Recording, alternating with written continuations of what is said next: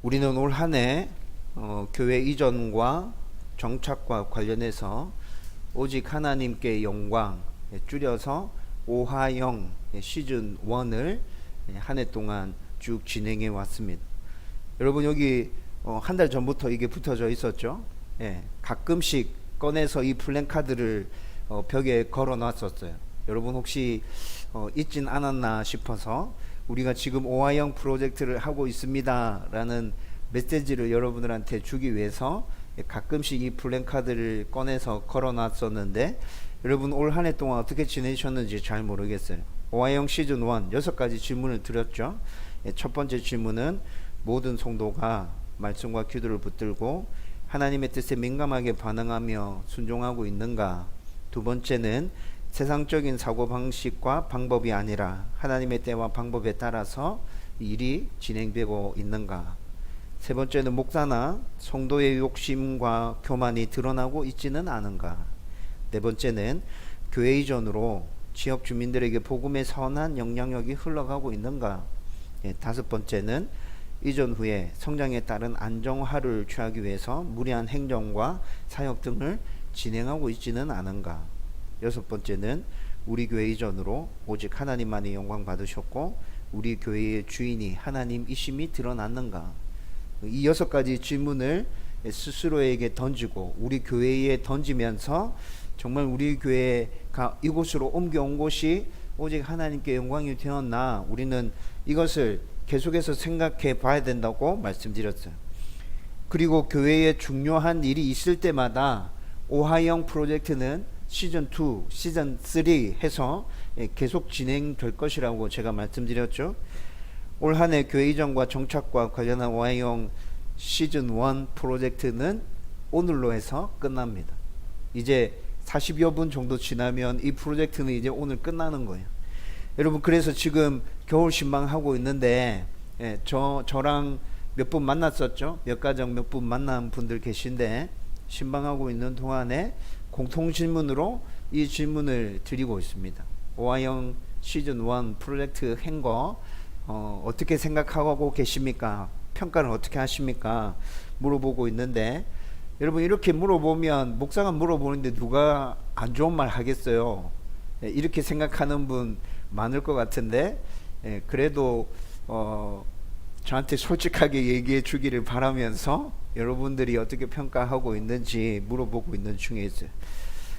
물론 제가 가끔 말씀드렸던 건데, 교회 이전과 정착에 관련된 이 프로젝트는 2022년 한 해만 한다고 완성되는 프로젝트가 아니죠. 여러분 교회 이전과 정착과 관련된 이 프로젝트는 올 한 해만 바짝 신경 쓰고 끝나는 게 아니라 몇 년 동안, 향후 몇 년 동안은 우리가 계속 관심을 기울이고 있어야 될 그런 프로젝트가 맞습니다. 제가 교회 이전을 위해서 집중적으로 기도했던 때가 있습니다.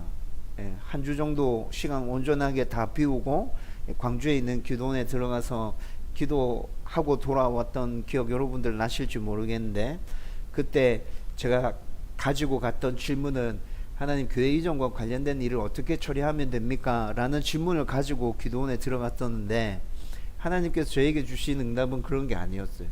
교회 이전과 관련된 말씀은 단 한마디도 없었고, 향후 5년 동안 교회가 어떻게 안정적으로 조직화된 교회, 더 건강한 내가 주인인 교회가 될 것인지에 대해서, 하나님 주인이신 교회가 될 것인지에 대해서 계속 말씀해 주셨어요.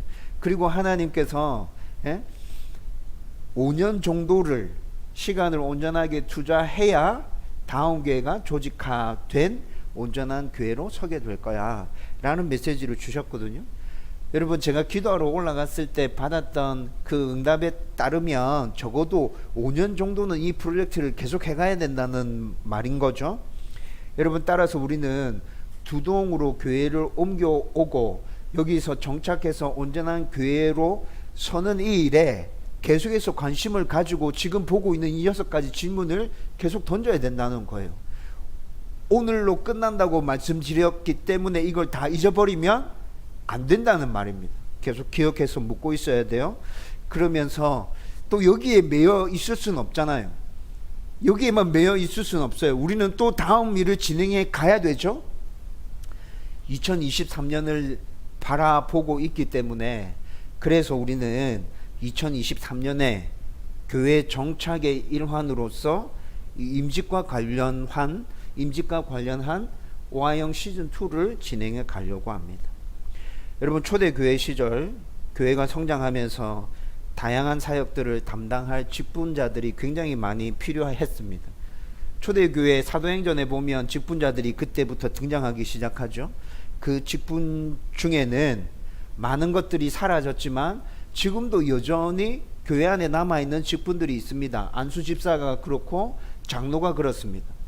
여러분, 본래 권사는 성경에 나타나지 않은 직분입니다. 그런데 교회 안에 여성도들이 많아지면서 권사라는 직분도 필요하겠다라는 생각이 들어서 수많은 의논과 논의들을 거쳐서 교회 안에 또 권사라는 직분이 생기게 됐죠.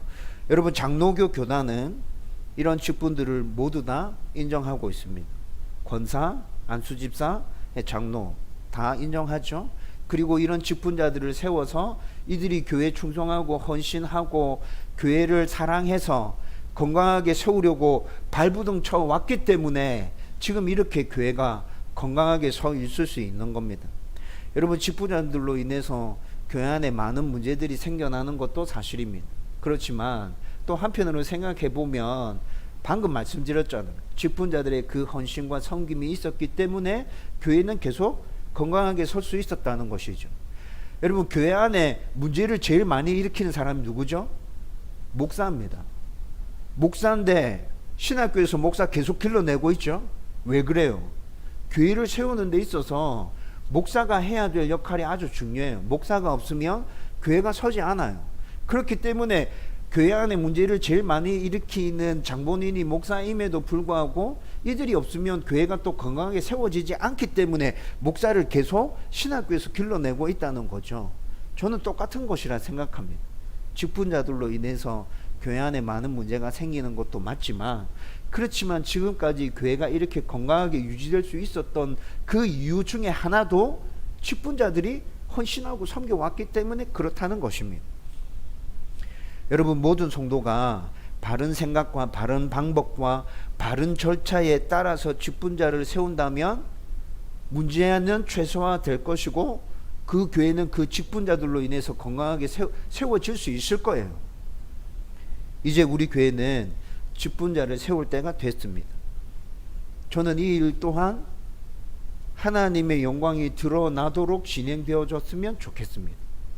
여러분, 그래서 오늘 여러분들과 함께 2023년을 바라보면서 이와 관련된 말씀들을 함께 나누려고 합니다. 우리는 보통 종교개혁자로 칼빈의 이름만을 떠올립니다. 그런데 종교개혁을 이루어냈던 사람 칼빈만 있는 게 아니라 여러 사람들, 여러 업적을 남긴 위대한 사람들이 있었기에 이 일이 가능했습니다. 그리고 이들 모두는 종교개혁의 정신과 철학이 아주 분명했고 그 종교개혁의 정신과 철학을 모두 다 공유하고 있었습니다. 여러분, 들어보셨을 거예요. 종교개혁의 정신과 철학은 5가지인데 여러분들도 말씀드리면 그렇지, 들어본 적 있어 라고 금방 생각할 겁니다. 오직 성경, 오직 성경만이 하나님의 말씀이다. 오직 믿음으로만 구원받는다. 여러분, 오직 은혜, 하나님께서 우리를 구원하신 건 은혜야. 그것 말고는 다르게 설명할 수 있는 방법이 없어. 오직 예수 그리스도 외에는 하나님께 나아갈 수 있는 다른 길이 없어. 오직 하나님께 영광. 여러분, 이렇게 종교개혁의 정신은 5가지입니다. 여러분, 종교개혁자들은 이 5가지 종교개혁의 정신과 철학을 붙들고 핍박이 말로 다 표현할 수 없을 정도로 막 쏟아짐에도 불구하고 끝까지 종교개혁을 완수할 수 있었다는 것이죠. 그런데 종교개혁자들이 이 정신을 다 소유하고 있었다 했잖아요. 그런데 이 종교개혁의 정신을 막 말로 떠들고 다녔을까요? 말로 떠들고 다닌 게 아니에요. 그냥 종교개혁자들은 오직 은혜, 오직 믿음, 오직 성경, 오직 예수 그리스도, 오직 하나님께 영광, 이 생각으로 그들의 모든 내면이 가득 차 있었고 자연스럽게 그냥 이것이 표출되었어요. 후대의 신학자들이 위대한 종교개혁의 업적을 남긴 사람들을 추적해서 살펴보니까 그들의 문서와 그들의 기록물, 그들의 설교, 그들이 했던 모든 활동들 안에 이 5가지 정신이 고스란히 녹아져 있다는 것을 발견하게 된 거죠. 여러분, 그런데 오직 하나님께 영광, 이 철학 정신은 칼빈주의에 있어서 굉장히 강력하게 나타나는 정신입니다. 대부분 학자는 칼빈의 신학을 하나님 영광 신학이라고 정의합니다. 칼빈의 신학은 하나님의 영광 신학이야. 여러분, 개혁주의 교회는, 특히나 장로교는 칼빈의 신학을 밑바탕에 깔고 있습니다. 여러분, 우리 교회가 대한예수교 장로회 합신교단인 건 다 알고 계시죠? 우리도 장로교단이잖아요. 그래서 칼빈의 그 신학적인 영향을 고스란히 받아서 하나님의 영광을 굉장히 강조하고 있는 것이죠. 여러분, 제가 하나님의 영광을 드러내는 삶을 살아야 됩니다. 여러분들의 모든 삶이 그래야 됩니다. 여러분, 정말 많이 강조하면서 얘기하는 것이죠. 여러분, 왜 이걸 제가 강조하면서 얘기해요? 저는 장로교 목사니까, 칼빈의 신학을 배웠으니까, 그 신학이 제 안에도 고스란히 녹아져 있기 때문에 여러분 계속해서 그렇게 얘기하는 거예요. 여러분, 그리고 칼빈은 하나님 영광 신학을 어디에서 발견했을까요? 칼빈이 종교개혁을 왜 일으키려고 생각했죠? 어떤 성경을 읽으면서? 로마서를 읽으면서 그랬거든요. 그런데 그 로마서 안에도 하나님 영광 신학이 고스란히 담겨져 있어요. 바울도 하나님의 영광을 굉장히 중요하게 생각했다는 말이에요. 여러분, 우리가 지금 로마서 말씀을 강의하고 있죠. 거의 끝부분에 와 있어요.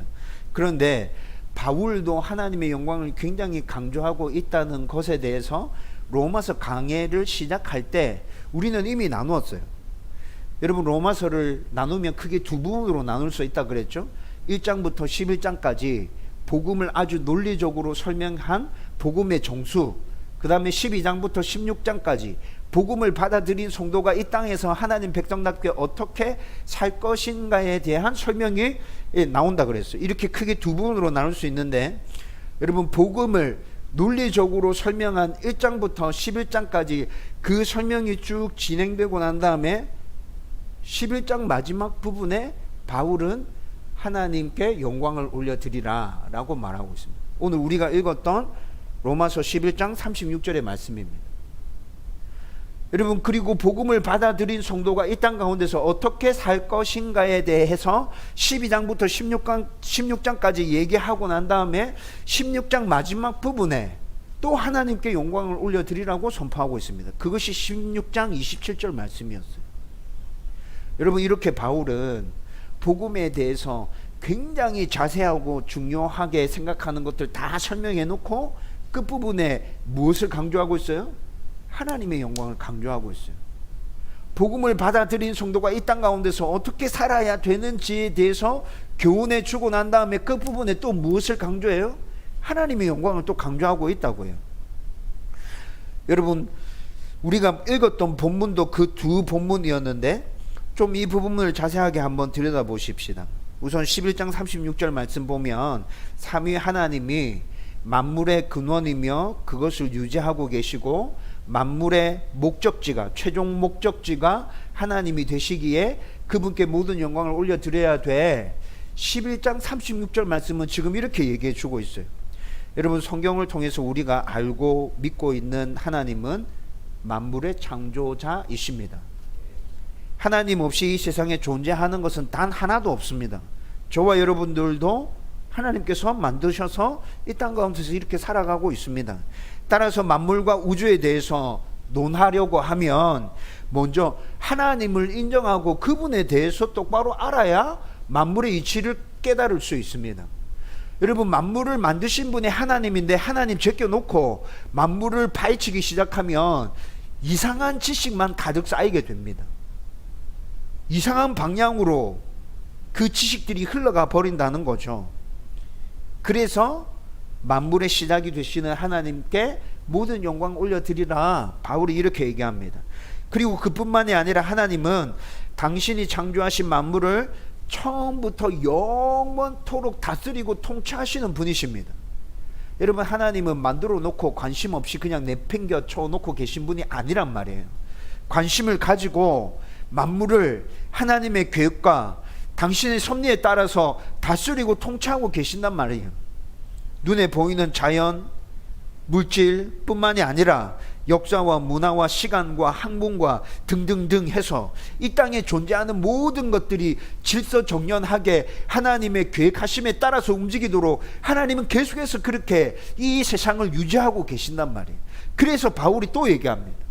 하나님께 영광을 올려드리라. 마지막으로 이 모든 것의 결국은 최종 도달 목적지는 하나님이시다. 그래서 하나님께 영광 올려드려야 돼 라고 또 얘기하고 있죠. 하나님이 만물을 다스리고 통치하심으로 만물을 통해서 하나님이 계시다는 것이 드러납니다. 하나님이 지금도 이 세상 만물을 움직이고 계시구나, 자연을 자세히 들여다보고 있으면 그것이 보인단 말이에요.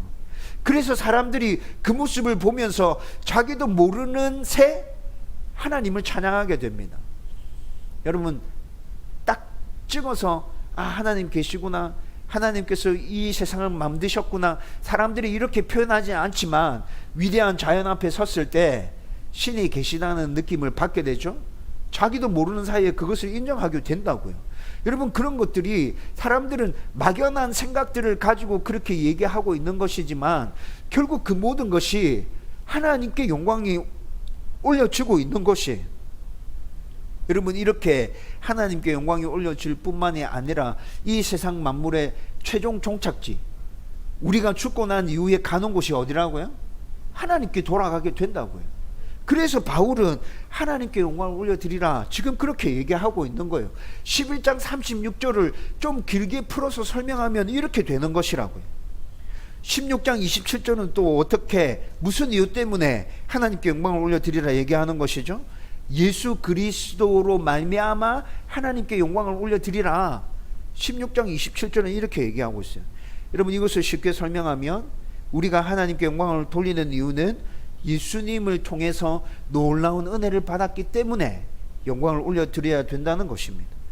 여러분, 이 부분에 대해서는 뭐 다른 설명이 더 필요합니까? 예수님이 우리의 구주 되시지 않습니까? 그 구주를 통해서 우리는 하나님께 나아갈 수 있는 거잖아요. 예수님 없이는 우리는 하나님께 나아갈 수 있는 방법이 없잖아요.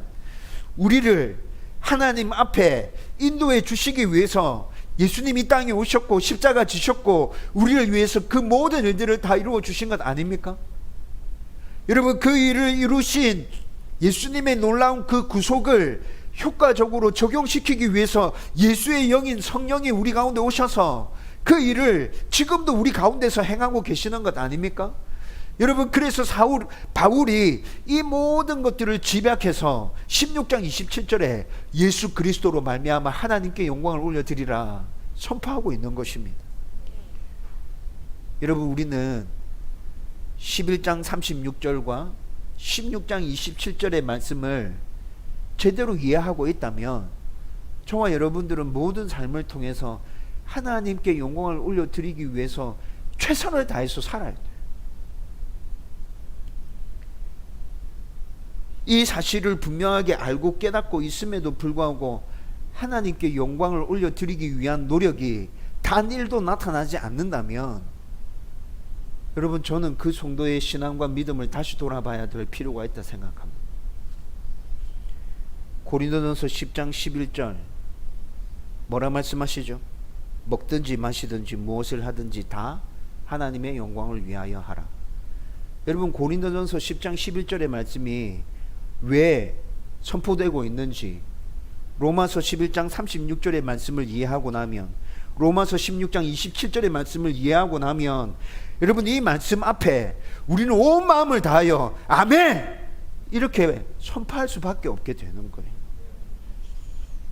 저와 여러분들이 진정으로 하나님을 아버지로, 예수님을 구주로, 성령님이 내 안에 내주하시는 나의 주인이신 분으로 인정하고 있다면, 그렇게 믿고 있다면 우리는 삼위 하나님께 영광 올려드리기 위해서 날마다 몸부림치는 삶을 살아야 합니다. 뭔가 특별한 결과물이 나타나지 않는다 하더라도 이런 몸부림과 노력 자체가 하나님께 영광이 될 것이고, 이를 보시는 하나님이 우리에게 더 놀라운 은혜와 복을 부어주실 겁니다. 이런 몸부림과 은혜가 우리 삶 가운데 넘쳐나기를 주님의 이름으로 축원드립니다. 여러분, 그런데 무엇을 하든지 하나님께 영광 올려드리는 삶을 살기 위해서는 우리가 꼭 기억하고 있어야 될 것이 있습니다. 먼저 첫 번째는 하나님께 영광을 올려드리는 것이 우리 삶의 근본적인 목적이라는 사실을 기억해야 합니다. 여러분들의 삶의 목적, 근본적인 목적은 하나님 앞에 영광 올려드리는 것입니다. 무엇을 하든지, 어디에서 살아가고 있든지, 누구를 만나든지, 여러분이 살아가는 그 모든 삶 속에서 하나님의 영광을 드러내야 된다는 생각을 가지고 사십시오. 고린도전서 10장 11절 말씀 방금 말씀드렸죠. 먹든지 마시든지 무엇을 하든지 라는 문구 안에서 이 사실이 분명하게 녹아져 들어가 있습니다. 성도로 살아간다면 어떤 시대에 살아가든지, 어떤 인종 가운데 섞여 살아가든지, 사용하는 언어가 무엇인지, 어떤 문화 가운데서 살든지, 성별이 어떻고 나이가 몇 살이든지, 이 모든 것 등등등, 이런 것들이 다 다르고, 이런 것들이 다 우리가 생각하는 것과 맞지 않아도 그냥 우리는 하나의 관심만 가지면 됩니다. 하나님께 영광 올려드리는 삶, 여기에 관심만 가지면 된다는 거예요. 여러분, 설사 지금의 여러분의 가정과 또 여러분들의 신앙과 직장생활, 대인관계, 이런 것들이 힘들고 어려워도 여러분, 그 힘들고 어려운 상황 가운데 생각을 이렇게 하십시오. 어떻게 하면 나의 삶을 통해서 하나님 영광 받으실 수 있을까? 여러분, 그 생각을 하십시오. 다른 사람에게 하나님이 살아 계신 것과 그분이 나의 주인 되심을 어떻게 하면 드러낼 수 있을까? 어떻게 하면 보여줄 수 있을까? 여러분, 이 생각을 하면서 살라는 말입니다. 여러분, 우리가 그런 생각들을 하면서 살고 있다면, 제가 좀 전에도 말씀드렸죠. 특별한 결과물이 나타나지 않아도 우리의 삶 그 자체를 하나님께서 기뻐하십니다. 그리고 두 번째 생각할 건, 우리가 성도로 살아가는 동안 계속해서 하나님께 영광 올려드리는 삶이 나의 목적이다 라는 이 생각이 점점 커져가고 확장되어져 가야 합니다. 여러분, 그래서 성경은 온전한 성도가 되기 위해서는 말씀과 기도를 붙들고 계속해서 뭐 하라고 얘기하고 있죠? 자라가라고 말씀하고 있어요. 자라가라. 여러분, 자라가라 이 말이 무슨 말이에요? 말씀과 기도를 붙들고 자라가라. 하나님이 어떤 분이신지에 대해서 더 많이 알아라. 그분을 삶 속에서 더 많이 경험해라. 그분이 우리를 어떻게 사랑하시는지, 우리를 구원하기 위해서 어떤 일을 해주셨는지, 지금도 우리 삶을 어떻게 붙들고 계시는지 더 많이 경험해봐. 알아봐. 여러분, 그렇게 되면 우리의 지식이 점점 넓어져 가겠죠? 점점 깊어져 가겠죠? 여러분, 우리의 삶의 목적이 하나님의 영광을 드러내는 것이라는 이 목적, 최종적인 목적과 관련된 부분도 그렇게 계속 자라가다 보면 더 분명하고 확실하게 붙을 수 있게 될 거라고요. 예전에 좋았던 신앙의 모습을 추억하면서 그랬던 적도 있는데, 그렇게 회상하고 추억하면서 살지 마십시오. 여러분, 예전을 떠올리지 말고 지금 있는 여러분의 삶 가운데서 최선을 다해서 몸부림치십시오. 하나님의 영광을 드러내는 삶을 살아가고, 좀 더 깊이 하나님을 이해하고 좀 더 깊이 하나님을 경험하기 위해서 계속해서 발부둥 쳐보란 말이에요. 분명히 하나님의 은혜가 끊이지 않고 여러분들의 삶 가운데 부어지게 될 겁니다. 세 번째로 제가 가장 중요하게 생각하는 건데, 하나님께 영광을 올려드리기 위해서 결단한 것들을 실천해야 한다는 것입니다. 실천하지 않는 결단과 계획은 아무리 좋고 거창해도 우리 삶에 작은 변화조차도 일으키지 못합니다. 어떻게 하면 나의 모든 삶에서 하나님께 영광을 올려드릴 수 있을까? 여러분, 이 부분을 고민하면서 우리 삶의 사소한 부분에서부터 할 수 있는 거 찾아서 그거 하는 거예요. 매일 반복되는 사소한 일상에서 하나님께 영광 올려드릴 수 있는 부분 찾아서 그것부터 실천하기 시작하면 시간이 점점 지나면 좀 더 한 걸음 더 나아가서 많은 것들이 보이기 시작할 거고, 그 다음에 시간 지나면 좀 더 많은 것들이 보이기 시작할 거고, 계속 이렇게 우리의 시야가 점점 넓어지면서 많은 것들이 보이게 될 거예요. 이것도 하나님 앞에 영광이 될 수 있겠구나, 이렇게 살면 되겠구나. 여러분, 전에는 안 보였던 그런 것들이 우리의 눈에 계속 들어오게 될 거란 말이에요. 그것들을 실천해 가기 시작하는 것, 그것이 하나님 앞에 영광 올려드리는 삶이라는 것입니다. 여러분, 저와 여러분들이 이렇게 우리의 모든 삶 가운데서 하나님께 영광 올려드리는 삶을 살기 위해서 몸부림칠 수 있기를 주님의 이름으로 축원드립니다. 여러분, 그럼 이제 이 문제를 지금 우리 교회의 상황으로 가져와서 한번 생각해 보십시오. 여러분, 지금 우리 교회가 옮겨온 이곳은, 여러분, 올 한 해 동안 우리는 오하영 시즌1을 지금까지 해왔잖아요. 여러분, 그리고 오하영 시즌1이 왜 시작되어졌는지 여러분 알고 계시죠? 교회 이전과 관련해서 오하영 시즌1이 시작된 거예요. 지금 우리 교회가 이전에 온 이곳은 우리 교회의 현재 성도 수만을 생각해 보면 운영하기가 좀 어렵고 버거운 것이 사실입니다. 물론 외부 헌금까지 다 포함하면 충분히 여기서도 감당이 됩니다. 여러분, 2주 전에 12월 18일 날 예결상 공동의회 할 때 여러분 그 공동의회를 통해서 확인했죠. 네. 우리 성도 숫자만으로는 조금 버거운 부분이 있는 것이 맞지만 외부에서 들어오는 헌금까지 다 치면 충분히 여기도 감당할 수 있어요. 하지만 어떻게 또 생각해 보면 제가 방금 말씀드렸던 것처럼 우리 성도들 숫자만으로는 여기가 버겁잖아요, 목사님. 그러면 우리가 좀 무리해서 옮겨온 것이 아닙니까? 라고 질문할 수 있는 성도도 있다는 생각이 듭니다. 여러분, 그렇지만 예전에 우리가 있었던 장소 한번 떠올려 보십시오. 예전에 있었던 장소 기억나시죠? 여러분, 이전에 오기 전에 우리 숫자가 아이들 포함해서 60명이 넘었었어요. 여러분, 예전에 있었던 그 장소는 예배 드리는 공간이 의자가 45개가 있었어요. 의자 45개가 있었고, 또 밖에 식당으로 활용하는 공간들이 또 있었죠. 60명이 넘는 숫자에서 그 공간에서 함께 지낸다는 것은 굉장히 힘들고 어려운 일이었어요. 장소가 협소했죠. 분명히 그런 필요들이 있었기 때문에 교회를 옮겨가야 되지 않나라는 얘기들이 나오기 시작했고, 그리고 그 이야기를 듣고 난 이후에 바로 결정한 것도 아니고 굉장히 오랜 시간 동안 같이 기도하고 지혜를 모아서 여러분 이렇게 옮겨오게 됐어요. 여러분, 그런데 그렇게 진행했던 모든 일들 또한 하나님께 영광이 되면 좋겠다 라는 생각이 있었기 때문에 오하영 시즌1 프로젝트를 여러분들과 함께 지금까지 진행해 온 것이죠. 보통 많은 목사님들은 말은 절대 그렇게 하지 않습니다. 그런데 이전이나 건축을 통해서 성도 수를 늘리려고 하는 것이 사실입니다. 여러분, 그런데 이렇게 얘기하는 목사들 본 적 있습니까? 그렇게 얘기 안 하죠. 절대 그렇게 얘기 안 해요.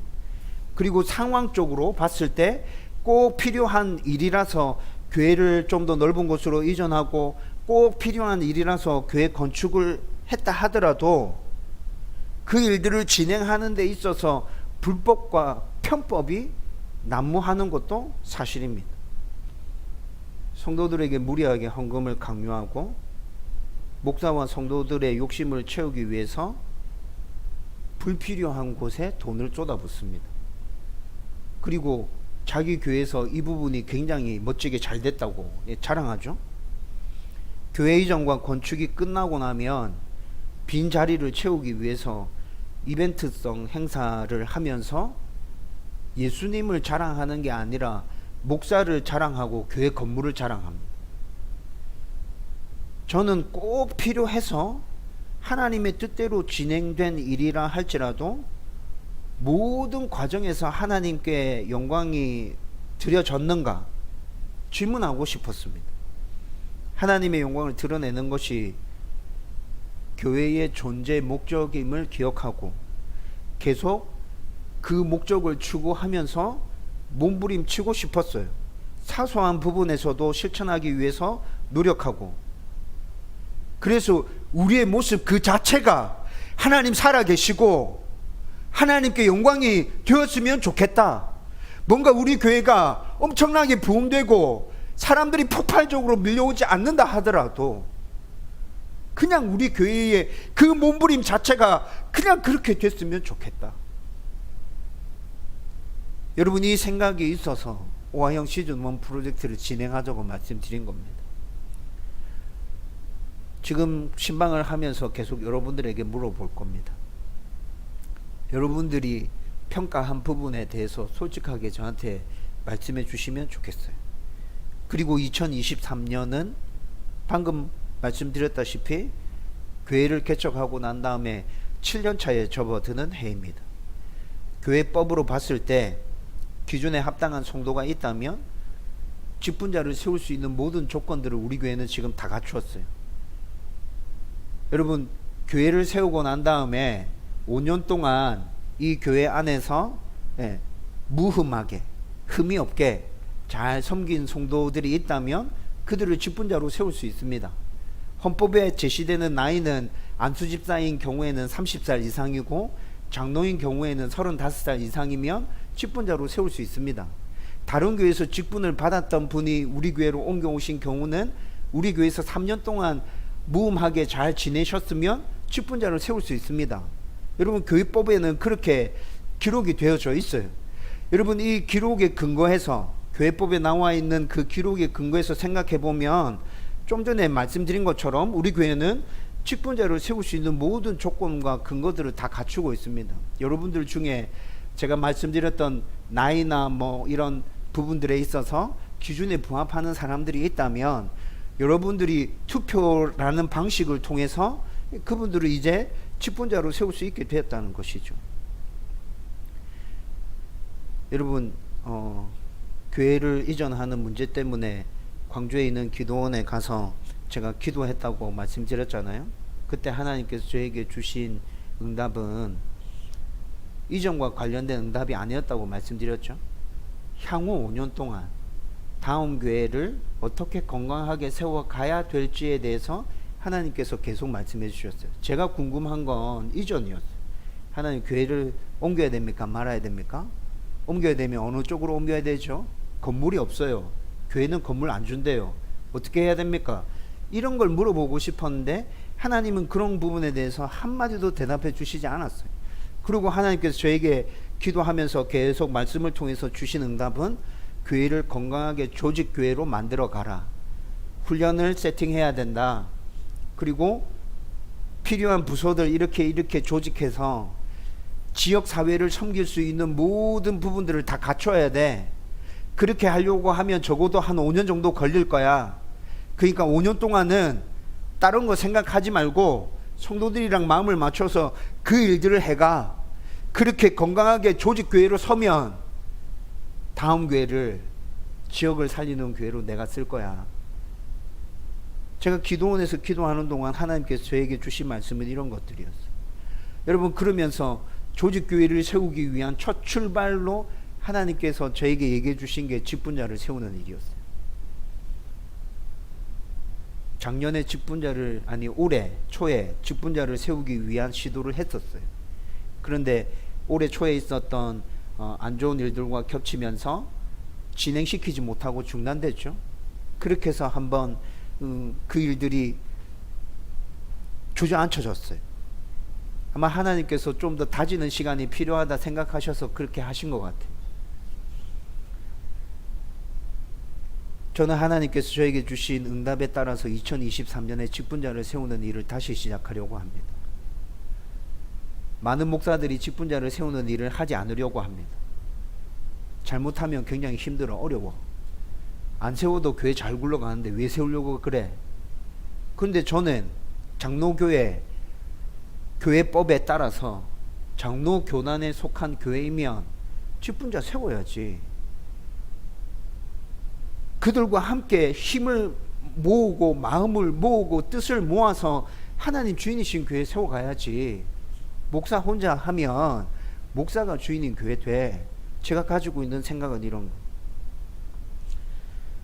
여러분, 저는 이 일도 하나님의 순리에 맞게끔 하나님의 영광이 드러나는 방식으로 진행되어 졌으면 좋겠습니다.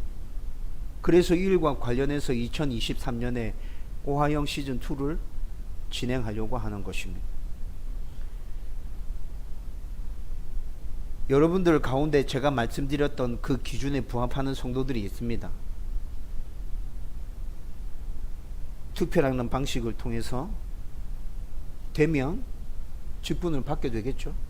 여러분, 직분을 받는 성도는 하나님과 교회가 뽑아준 것에 대해서 감사하면서 기쁨으로, 자원함으로 하나님과 교회를 위해서 충성하고, 그리고 교회와 성도들도 뽑힌 직분자들의 그 헌신과 섬김의 모습을 보면서 그분을 본받기를 소원하고, 그리고 그분의 섬김들과 희생에 감사하면서 함께 이 교회를 하나님 주인이신 교회로 세워갈 수 있었으면 좋겠습니다. 우리 교회 직분자 세우는 일을 통해서 이런 모습이 나타나면 분명히 하나님께서 영광 받으실 것입니다. 그래서 직분을 세우는 일과 관련해서 오하영 시즌2를 진행하려고 하는 것이죠. 여러분, 이제 말씀을 정리하려고 합니다. 오하영 시즌2를 진행하며 늘 자신과 다른 성도에게 던질 질문은 시즌1 때와 비슷합니다. 5가지 질문입니다. 첫 번째, 모든 성도가 말씀과 기도를 붙들고 하나님의 뜻에 민감하게 반응하며 순종하고 있는가? 두 번째, 모든 성도가 성경에서 말씀하는 장로, 권사, 집사의 직분을 제대로 잘 이해하고 있는가? 세 번째, 직분자를 뽑기 위한 모든 절차가 성경적이며 하나님이 기뻐하시는 방법이 맞는가? 네 번째, 이 일이 진행되는 동안 모든 성도 가운데 하나님의 기쁨과 평안이 넘쳐나는가? 다섯 번째, 이 일을 통해서 오직 하나님만이 영광 받으셨고 우리 교회의 주인이 하나님이심이 드러났는가? 여러분, 이 질문 다 기억할 수 없다면 첫 번째 질문이랑 5번째 질문만 기억하십시오. 모든 성도가 말씀과 기도를 붙들고 하나님의 뜻에 민감하게 반응하고 순종하고 있는가? 5번째 질문, 이 일을 통해 오직 하나님만이 영광 받으셨고 우리 교회의 주인이 하나님이심이 드러났는가? 지금까지 우리 교회는 하나님의 은혜로 하나님의 영광을 드러내면서 여기까지 왔습니다. 앞으로도 오하영 시즌2를 통해서 더욱더 하나님의 영광을 드러낼 수 있었으면 좋겠습니다. 여러분, 이 프로젝트를 하면서 직분자를 뽑으면서 우리 안에 하나님 살아계신 것과 하나님이 다음교회 주인이신 것이 분명하게 눈에 보여졌으면 좋겠습니다. 모두에게 경험되어졌으면 좋겠습니다. 하나님 살아계시고 진짜 하나님 교회 주인 맞구나. 하나님은 목사와 직분자들과 함께 연합하여 교회를 세워가는 것을 기뻐하시구나. 내가 그 일에 쓰임받는 것이 진짜 영광이구나. 여러분, 우리 안에 진짜 이런 기대와 소원함이 있고 그 일들이 온전하게 실현되어진다면 두동을 감당할 수 있는 충분한 밑거름을 그 일들로 깔 수 있게 될 거예요. 영혼과 신앙과 난문과 지사를 살리는 그 일에 우리 교회가 쓰임받을 수 있게 될 것입니다. 여러분, 2023년에 함께 이 일을 기대하고 소망하십시다. 저와 여러분들 가운데 이 기대가 넘쳐나기를 주님의 이름으로 축원드립니다.